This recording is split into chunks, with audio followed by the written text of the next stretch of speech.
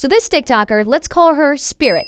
One day, she's in bed and she starts seeing these creatures and they start talking to her. Now, Spirit is 14 years old. She's a good kid. She goes to private school. She's class president. And she also makes a lot of TikToks, mostly just dancing and lip syncing videos. Spirit also has an older sister. Let's just call her Angel. Angel's 19 and she has cerebral palsy and she uses a wheelchair. And when Spirit and Angel hang out, Spirit sings her songs and reads to her. They seem to be happy. But over time, Spirit's TikToks start to change. They get a little darker, kind of an emo vibe, because she's being bullied at school. She's becoming depressed. She also thinks she might be trans, but it isn't clear. And so Spirit retreats more and more into the horror movies she likes, and she starts to have dark, intrusive thoughts. And one day, Spirit has a normal day. She goes to school, she gets home, she posts the TikTok, and bedtime comes and she goes to bed and everyone in the house is asleep. And that is when she's approached by these creatures. And I don't know what to call them, so we'll just call them demons. And these demons, they start speaking to her. Now, Spirit doesn't like this. It scares her. She doesn't know what to do.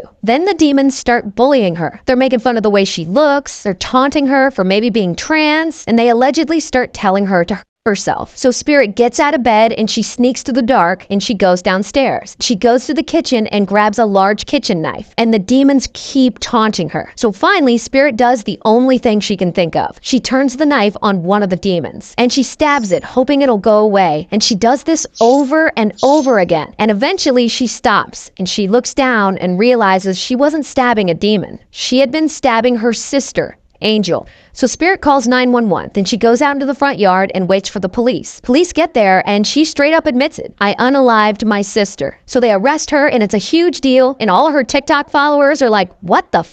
And eventually, all of this goes to trial. And at the trial, Spirit's attorney argues a version of the story I just told you. That Spirit killed Angel because Spirit was depressed, experiencing hallucinations, which I represented with pictures of demons, but who knows what the hell she was seeing. Now, the prosecuting attorney, on the other hand, they argue that's bullshit.